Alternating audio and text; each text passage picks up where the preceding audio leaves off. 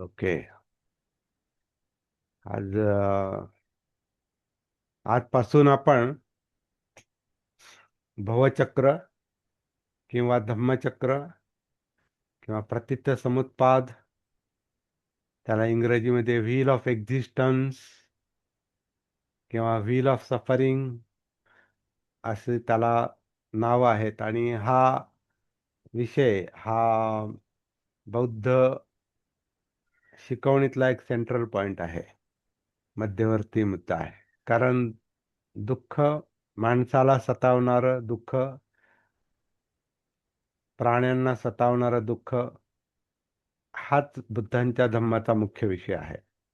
म्हणून हे दुःख चक्र पण आहे. दुःख चक्र म्हणजे चक्र आहे. ते चक्र म्हणजे ते जे फिरत राहतंय आणि पुन्हा पुन्हा येतं. चक्राचा गुणधर्म काय आहे की ते फिरतं आणि ते परत परत येतं. तर हा विषय बुद्धांच्या संशोधनाचा विषय दिसतो. आणि त्यांनी जे काही काम केलं ते या विषयाभोवतीच केलेलं आहे. आणि त्यांच्या या विषयाचं वैशिष्ट्य असं आहे की ते अ, सर्वांचं दुःख आहे. प्रत्येकाचं दुःख आहे. ते माणसाचंच नाही, ते प्राणीमात्रांचं दुःख आहे. सगळ्या प्राणीमात्रांचं दुःख आहे. ते दृश्य प्राण्यांचं आहे, अदृश्य प्राण्यांचं आहे. असं म्हटलेलं आहे. ते जमिनीवरच्या प्राण्यांचं आहे, ते पाण्यातल्या जलचर प्राण्यांचं आहे, ते आकाशात उडणाऱ्या प्राण्यांचं आहे. ते सर्व प्रकारचे काय म्हणतात, अणु आणि स्थूल असा शब्द प्रयोग केलेला आहे. अणु आणि स्थूल म्हणजे छोटे मोठे सगळे, म्हणजे एक पेशी आपण आपल्या आधुनिक भाषेत असं म्हणू शकतो.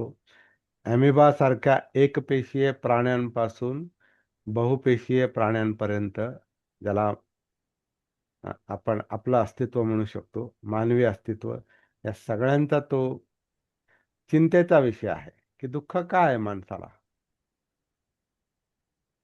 यातना का होतात. हा तुमच्या आमच्या सगळ्यांचा खरं म्हणजे जवळचा विषय आहे. तर जवळचा विषय आपण खरं म्हणजे लांब ठेवत असतो. आणि लांब ठेवण्याचं कारण असं असतं की दुःख हा विषय हा प्रिय विषय नाही, हा अप्रिय विषय आहे. हा नको असणारा विषय आहे. आणि जी गोष्ट आपल्याला नको असते त्या गोष्टीचा द्वेष असतो. आणि ज्या गोष्टीचा द्वेष असतो ती गोष्ट आपण लांब ठेवतो. आणि मग दुसरे पर्याय निवडतो, ज्याला आपण सुख म्हणतो, आनंद म्हणतो. आनंदाची वेगवेगळी साधनं म्हणतो, वेगवेगळे प्रकार म्हणतो, वेगवेगळ्या कला म्हणतो, वेगवेगळ्या काय म्हणणार साधनं, मनोरंजनाची साधनं म्हणतो. आजकाल इलेक्ट्रॉनिक साधनं आहेत आपले. अगदी आता AI पर्यंत ते आलेलं आहे. तर ह्या सगळ्याच्यामध्ये माणूस कसं सुख शोधतोय. आणि माहिती हे पण म्हणजे इन्फॉर्मेशन, माहिती हे पण म्हणजे ज्ञान, माहिती, तंत्रज्ञान आणि ज्ञान, याची पण माणसाला एक ओढ आहे, आधुनिक माणसाला. तो एक पर्याय त्याला सापडलेला आहे. त्यामुळे बघा, जास्तीत जास्त माणसं त्याच्यामध्ये गुंतवून पडलेले असतात. जवळपास सगळ्यांच्या हातामध्ये, अगदी लहान थोर सगळेच, सगळ्यांच्या हातामध्ये मोबाईल असतो. आणि मोबाईलमध्ये आजकाल सगळं टच स्क्रीन असल्यामुळे सतत ते त्याच्यावर बोट फिरत असतं. आणि आपल्याला याच्यामध्ये काही मिळतं का, ह्याच्यामध्ये आपण मन गुंतवण्याचा प्रयत्न करतो. हे सगळं का करतो आपण? हे सगळं करण्याचं एक कारण हे आहे का, असं काही नसेल, असं काही आपल्या समोर नसेल, काही साधन नसेल, तर आपण लगेच आपल्या स्वतःशी कनेक्ट होतो. स्वतःचा सामना करावा लागतो. आणि मग स्वतःचा सामना झाला की मग जे काही जाणवतं ते अस्वस्थता, अस्थिरता, चिंता, एकटेपणा, भीती, जे काय असेल ते त्याच्यात आणखीन काही समजा प्रॉब्लेम आजार असतील किंवा काही घटना असतील, ते सगळ्या गोष्टी आपल्याला विचलित करतात. आणि तेच ते जीवनाचं खरं म्हणजे सत्य स्वरूप आहे. जेव्हा आपण इंद्रियजन्य जग म्हणजे डोळे, कान, नाक, जीभ, त्वचा याच्याशी संबंधित असलेलं जग जेव्हा एक कट ऑफ होतं, म्हणून आपण डोळे मिटून बसतो. का तर आपल्याला कट ऑफ करायचं असतं, जगापासून आपल्याला स्वतःला अलिप्त काढायचं असतं.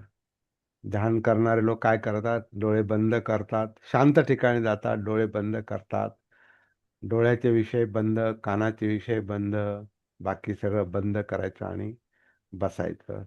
आणि का तसं बसायचं? तर जी काही आतली अस्वस्थता आहे, ती अस्वस्थता खरं म्हणजे तिथं ती कमी करण्याचा प्रयत्न करायला पाहिजे.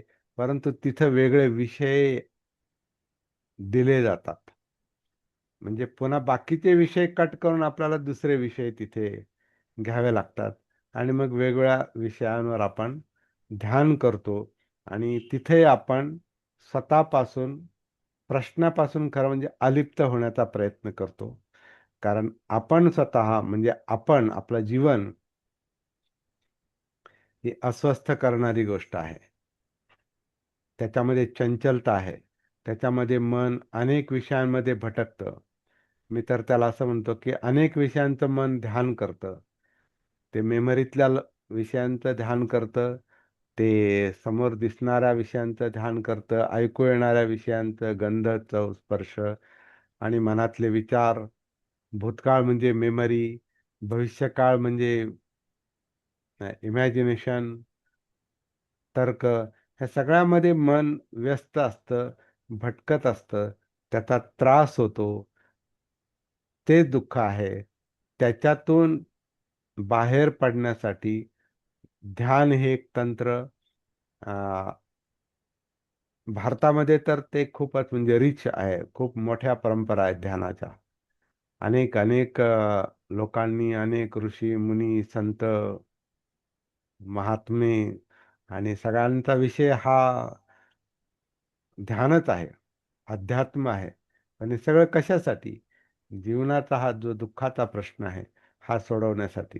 या मार्गाने बुद्ध पण गेले होते आणि त्यांनी अनेक प्रकारची ध्यान आणि तपश्चर्या करून पाहिली.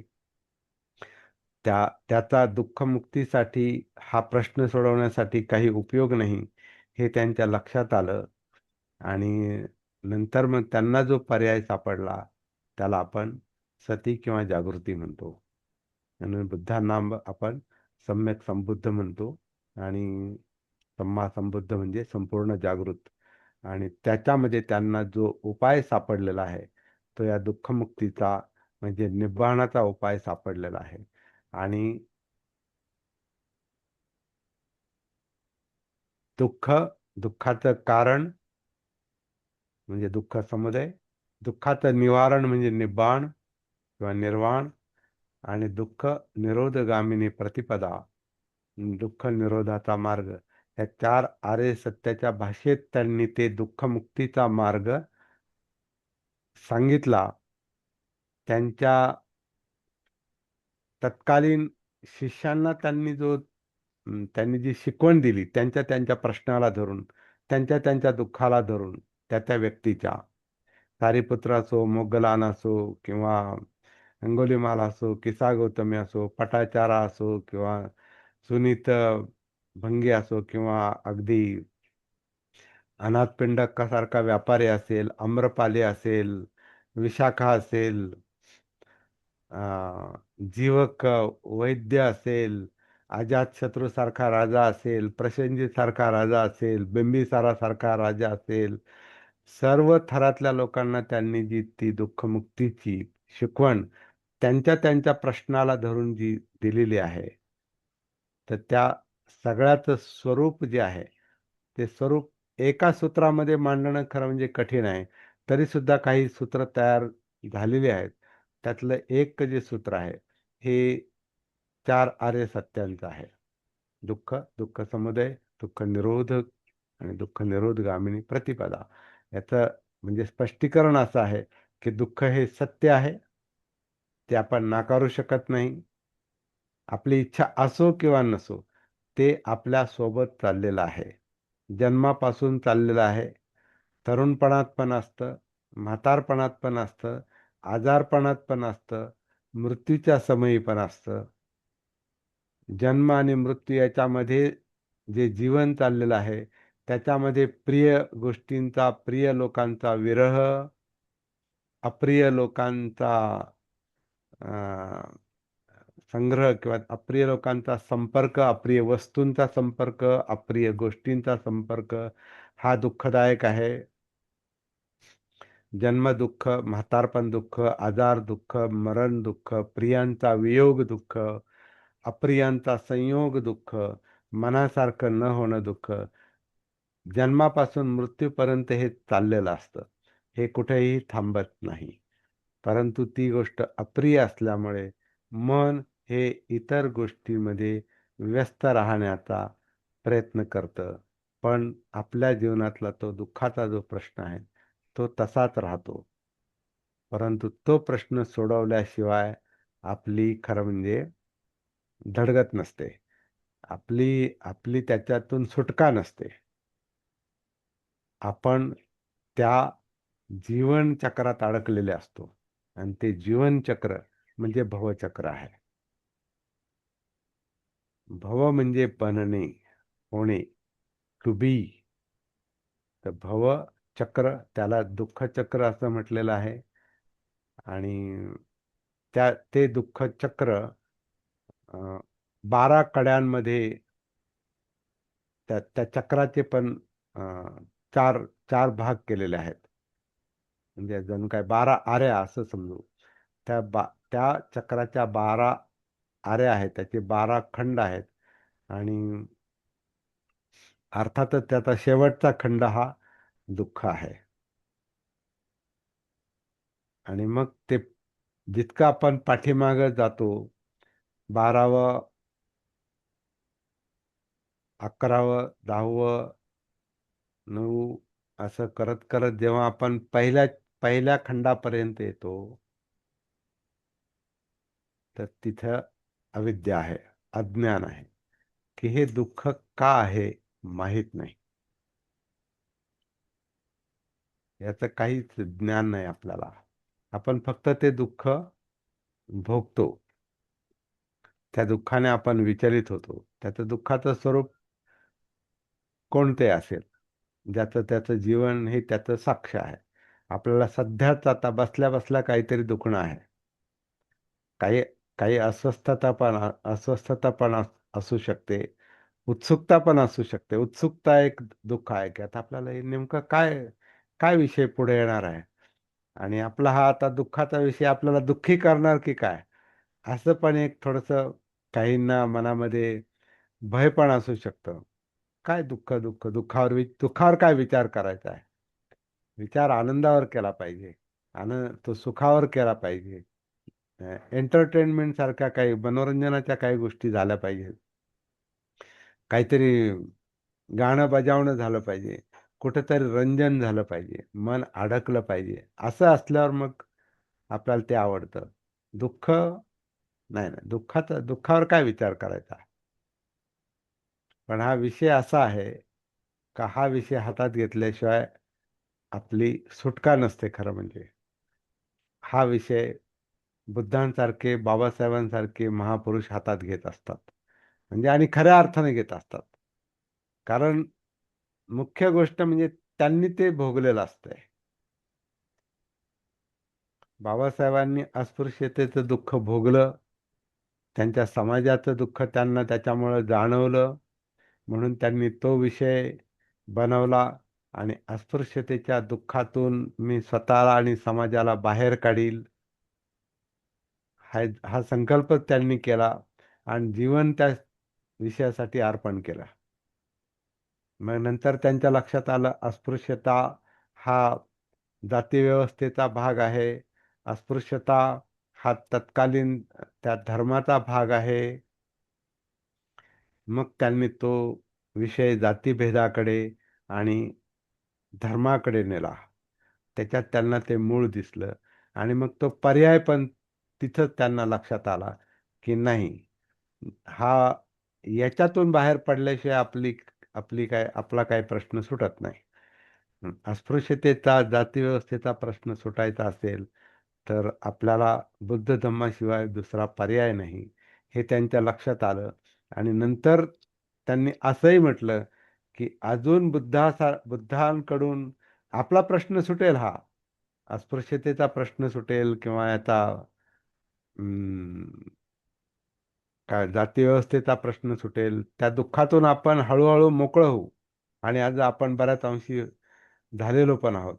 अजून आहे बऱ्याच मोठ्या प्रमाणात त्याचं दिसतंय आता सध्या जे काही वातावरण आहे ते तर थोडं चिंताजनकच आहे परत एकदा. ते आहे त्याचं ते त्या अं, जातीभेदाचं किंवा अं, अस्पृश्यतेचं देखील काही ठिकाणी ते आहे अजून त्याचं अस्तित्व. ते संपलं नाही. पण खूप मोठ्या प्रमाणात ते कमी झालंय. परंतु तरी बाबासाहेब म्हटले हे प्रश्न आपले सुटतील, परंतु आपल्या जन्माबरोबर आलेल्या दुःखाचं काय? जे सगळ्यांना आहे. जे जातीभेद निर्माण करणाऱ्यांना पण आहे आणि जातीभेदाचा त्रास भोगणाऱ्यांना पण आहे. अस्पृश्यता निर्माण करणाऱ्यांना पण दुःख आहे आणि अस्पृश्यता भोगणाऱ्यांना पण दुःख आहे. ते जरी संपलं तरी जीवनातल्या दुःखाचा प्रश्न तसाच राहतो. त्याच्या पलीकडे जे आहे की जन्माला आल्याबरोबर बाळ रडतं, दुःख आहे. का रडतं? हसत हसत का नाहीत? किंवा काहीच प्रतिक्रिया का नाहीत? किंचाळतं का? काहीतरी यातना आहेत. आणि मग ते जसं मोठं होतं, तसतसं त्याच्या यातना वाढतच जातात. त्याला काहीतरी खायला पाहिजे, त्याला काहीतरी प्यायला पाहिजे, त्याला काहीतरी खेळणी पाहिजे, त्याला त्याचे अनेक हट्ट असतात, ज्याला आपण बालहट्ट म्हणतो. त्याच्या अनेक हट्ट असतात, त्याच्या अनेक गरजा असतात. तर ते प्रत्येक वेळेला रडतच असतं आणि ओरडत असतं आणि चिडत असतं आणि आदळआपट करत असतं. म्हणजे यातना आहेत. काहीतरी कमतरता आहेत. मग मोठे झाले, मग जरा तरुण झाल्यावर मग तरुणपणातले प्रॉब्लेम. तरुणपणात मध्ये आणखीन इच्छा वाढतात. परत लैंगिकतेचा प्रश्न मोठा होतो.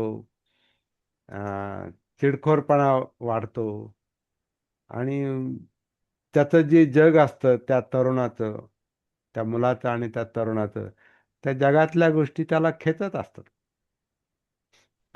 त्याच्या इंद्रियाची विषय त्याला खेचत असतात आणि तेवढ्या त्याच्या अपेक्षा निर्माण होतात आणि मग त्याच्यातून हट्ट निर्माण होतो. हट्ट कोण पुरवणार? आई-वडील.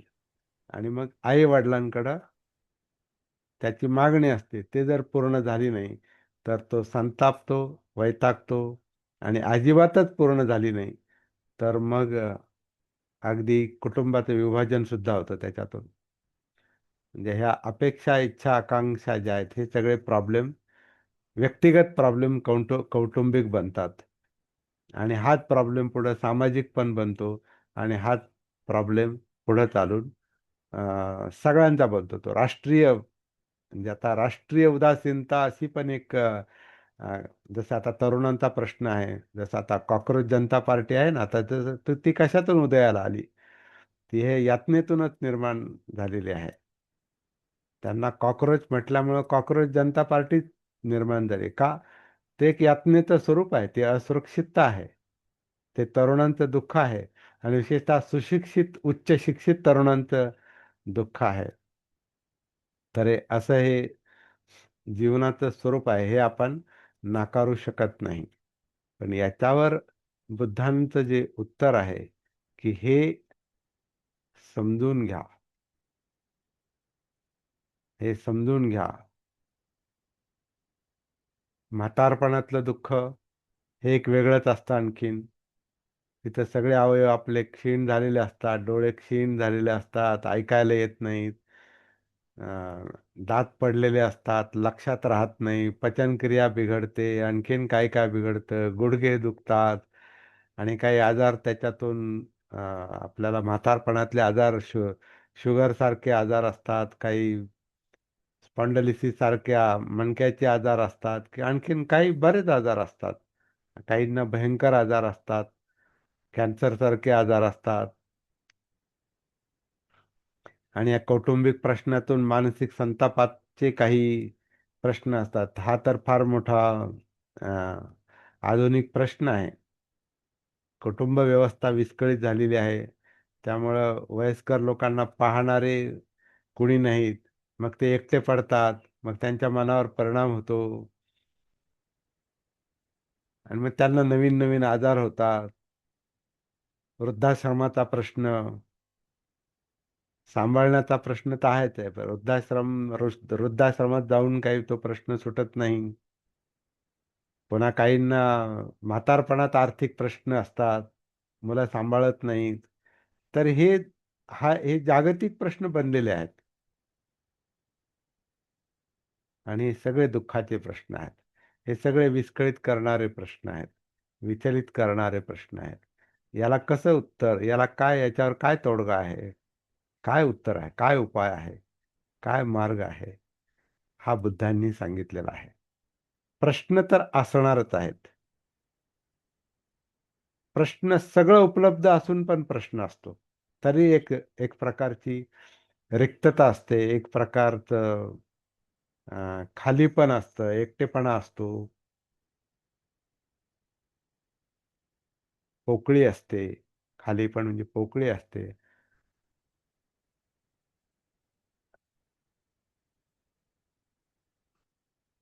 दुःख ते गाणं आहे ना, भय इथले संपत नाही. फार छान गाणं आहे ते. कवी ग्रेस आणि लता मंगेशकरांनी गायलेलं गाणं आहे. त्याचा संदर्भ दुसराच दिलेला आहे. परंतु तो जीवनाबद्दलच बोलतोय तो. भय इथले संपत नाही, मज तुझी आठवण येते. आठवण म्हणजे कोणाचं तरी संरक्षण पाहिजे, कोणाचा तरी आधार पाहिजे. आणि त्या आधारासाठी तो म्हणतो, मज तुझी आठवण येते." तर ते असं वाटतं का ते नवरा-बायकोचं दुखणं आहे. पण हे नवरा-बायकोचं दुखणं नाही ते. ते दुःख असणाऱ्याचं आणि आधाराचं आहे. तो संघर्ष आहे. तर त्यात कोणीतरी आधार पाहिजे. पण नसतो आधार. आधार शेवटपर्यंत कधीच नसतो. जीवनातलं दुःख हे ज्याचं त्यालाच सहन करावं लागतं. थोडाफार आधार मिळू शकतो, परंतु आधार हा अनिश्चित असतो. मग कोण शिल्लक राहतं? आपण शिल्लक राहतो.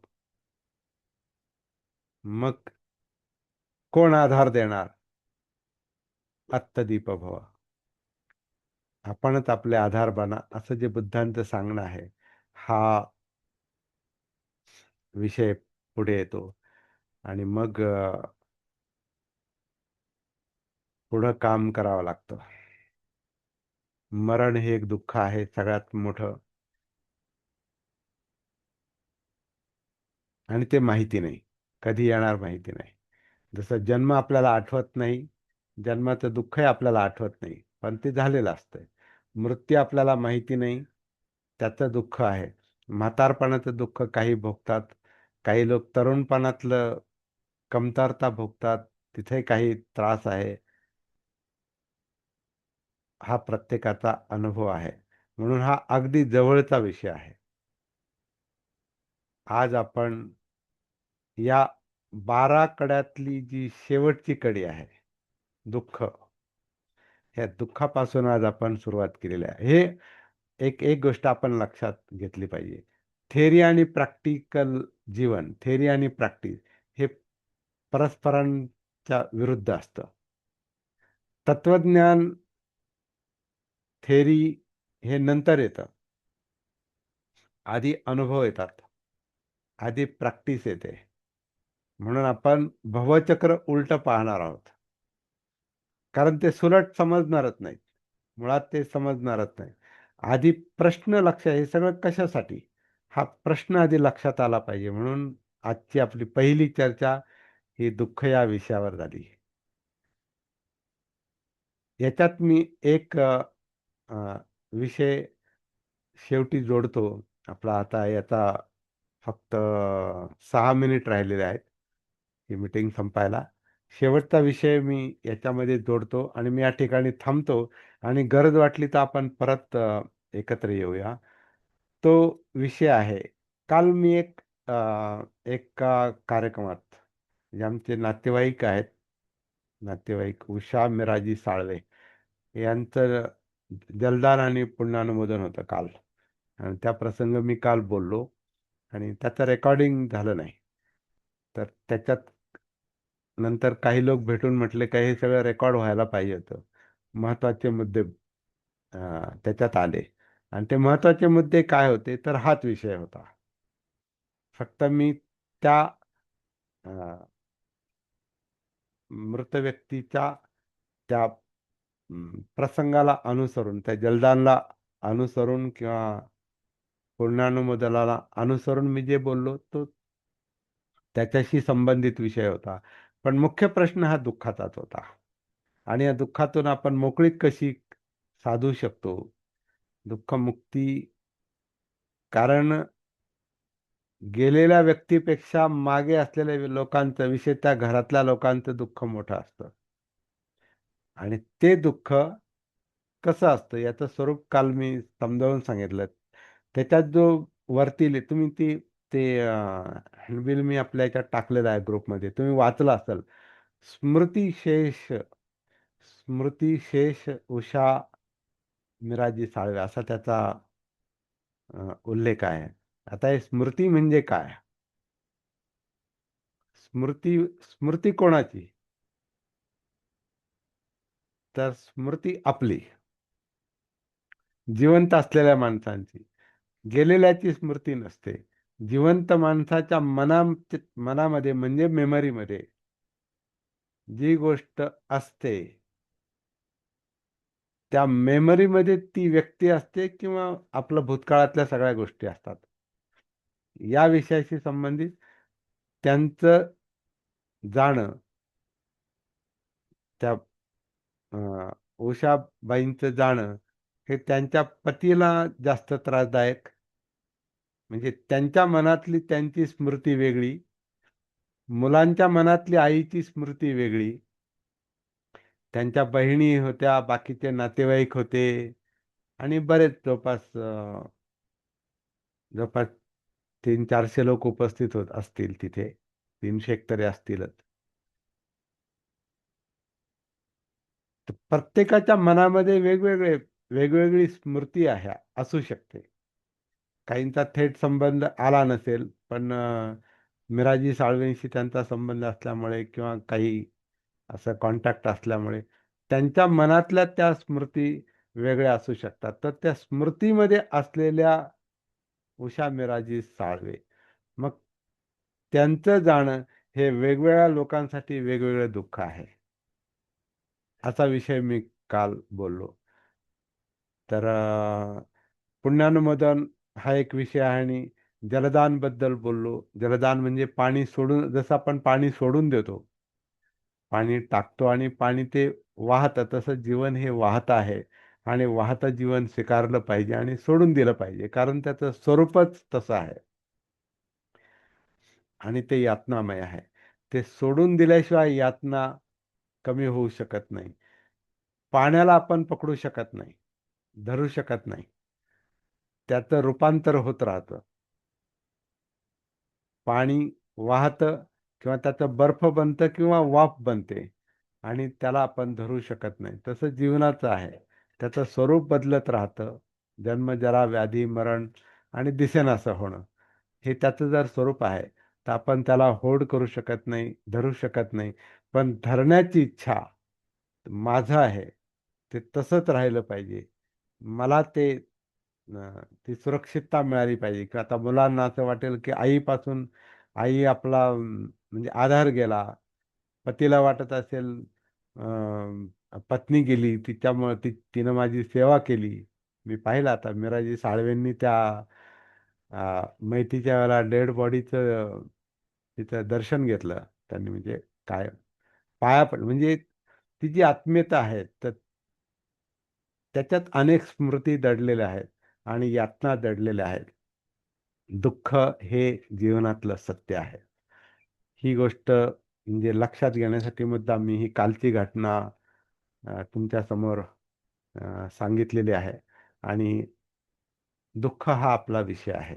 आता या दुःखापासून सुटका कशी करून घ्यायची हा संकल्प बनवावा लागतो. पहिली गोष्ट हा जोपर्यंत आपण विषय बनवत नाही आपल्या आपल्या स्वतःसाठी, तोपर्यंत याचं उत्तर सापडू शकत नाही. हा काय बौद्धिक अभ्यास नाही. हे काय इकडचं तिकडचं आपण काहीतरी विषय अ, उचलणार आणि त्याच्यावर चर्चा करणार असा हा विषय नाहीये. हा विषय आपला स्वतःचा विषय आहे. कारण आपलाही मार्ग तोच आहे. आपलाही जीवन मार्ग तोच आहे. त्यामुळं आपल्याला त्याच्यावर सिरियसली विचार करणं गरजेचं आहे. म्हणजेच बुद्ध धम्म हा गंभीर विषय आहे, सीरियस विषय आहे. म्हणून आपण प्रतित्यसमुत्पाद, 12 निदानं, दुःखचक्र, भवचक्र हा विषय निवडलेला आहे. उद्यापासून आपण काही दिवस एकेका विषयावर आपण चर्चा करत राहणार आहोत. तुम्ही स्वतः पण काही गोष्टींचा अभ्यास करा. काही मुद्दे इथे उपस्थित करता आले तर करा. या ठिकाणी मी थांबतो आणि आपण परत कनेक्ट होऊया. कारण ही लिंक आता इथे संपून